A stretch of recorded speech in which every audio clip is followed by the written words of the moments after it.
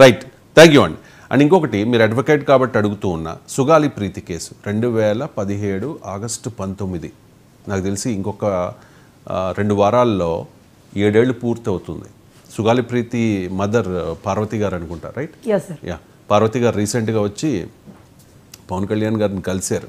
అది జగన్మోహన్ రెడ్డి అధికారంలో ఉండగా సిబిఐకి ఇచ్చాము అని చెప్పి జగన్మోహన్ రెడ్డి ఒక జీవో ఇచ్చారట.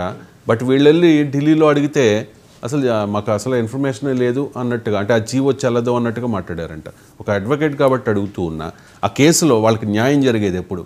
అధికారంలో లేనప్పుడే పవన్ కళ్యాణ్ ఎంతలా ప్రెజర్ పెట్టారని మనందరికీ తెలుసు. ఆయన కర్నూలులో ర్యాలీలో కూడా పాల్గొన్నారు. సుగాలి ప్రీతికి న్యాయం జరగాలి, వాళ్ళ కుటుంబాలకి న్యాయం జరగాలని చెప్పేసి. సో ఇప్పుడు డిప్యూటీ సీఎం ఆఫ్ ఆంధ్రప్రదేశ్ ఆ హోదాలో ఏం చేయబోతూ ఉన్నారు? సార్ 100% చాలా ఇంపార్టెంట్ పాయింట్ సార్. 2017 సుగాలి ప్రీతి విషయం మీరు చెప్పారు. అండ్ 2007 డిసెంబర్ 26 ఒక కేసు సార్, ఆయిషా మీరా హత్య కేసు. అప్పట్లో మేమందరం చదువుకునే మూమెంటే సార్. ఆ టైంలో ఆయిషా మీరా చనిపోయినప్పుడు మీరు అనుకుంటారు ఒక ఆడపిల్ల చనిపోయింది చంపేశారని. కాదు సార్, కొన్ని లక్షల కోట్ల మంది ఆడపిల్లలు హాస్టల్లో ఉండి బీటెక్లు చదువుతూ, లేకపోతే ఎంబీబీఎస్ సీట్ కోసం ఇంటర్ చదువుతున్న వాళ్ళందరినీ తల్లిదండ్రులు ఇంటికి తీసుకెళ్ళిపోయారు సార్. కొంతమంది అనుకున్న లక్ష్యాన్ని నెరవేర్చలేక సూసైడ్లు చేసుకున్న ఆడపిల్లలు ఉన్నారు సార్.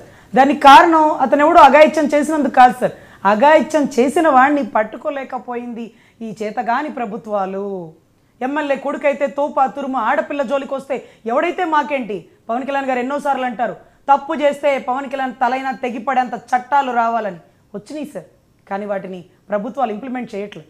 ఈరోజు సుగాలి ప్రీతి అని ఒక ఆడబిడ్డ తనని అత్యాచారం చేశారు, స్కూల్లో ఇబ్బంది పెట్టారు, తను చనిపోయిన కారణాలు ఇంతవరకు వెలికి తీసుకురాలేకపోయారు అంటే అది ఒక సుగాలి ప్రీతితో అయిపోదు సార్.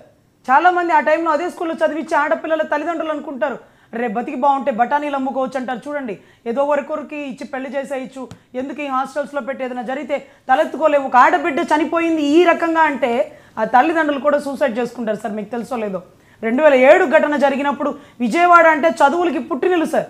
ఎక్కడెక్కడ పల్లెటూరులో వాళ్ళందరూ హాస్టల్లో ఉండి చదువుకుంటే నాతో పాటు ఉండే ఎంతో మంది జూనియర్లు పాపం, అక్క మేము ఎంబీబీఎస్ సీట్ కొట్టేస్తాను చూడు, ఈ సంవత్సరం ఇంటర్మీడియట్లో నాకు 95% వచ్చేసింది, ఈసారి నేను కొట్టేస్తానన్న పిల్లల్ని ఆ తల్లిదండ్రులు బళ్ళారి వాళ్ళు, వద్దమ్మా విజయవాడలో మొన్నే ఘటన జరిగింది, ఎమ్మెల్యే కొడుకుని దాచిపెట్టేశారు, చూడు ఏం జరుగుతుందో, ఎవరినో తీసుకొని వెళ్ళిపోయారు, ఇంకోటి అని చెప్పి ఆ పిల్లల్ని చదువు మానిపించి తీసుకెళ్ళిపోతే పెళ్లి చేసేస్తారు సార్. పెళ్ళైన 2వ రోజే ఆ పాప సూసైడ్ చేసేసుకుంది.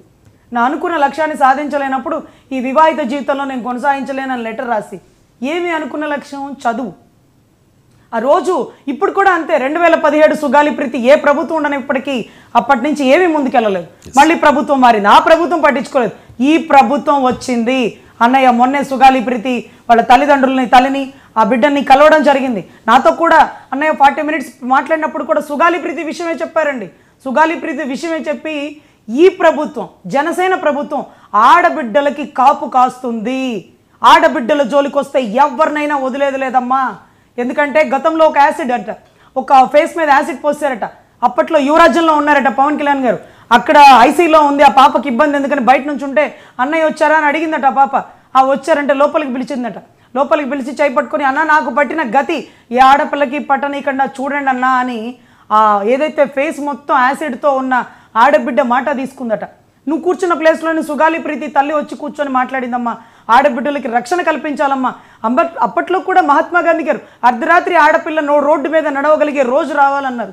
ఈరోజు ఆడబిడ్డలు స్వేచ్ఛగా చదువుకునే అవకాశం ఇప్పించండి సార్. హాస్టల్స్లో ఘటన జరిగినప్పుడు ఇమ్మీడియట్గా రియాక్ట్ అయ్యి వాడిని పట్టుకుంటే తల్లిదండ్రులకు ధైర్యం వచ్చింది. ఘటనలు జరగవు అని చెప్పట్లా, జరుగుతాయి. ప్రభుత్వం ఏం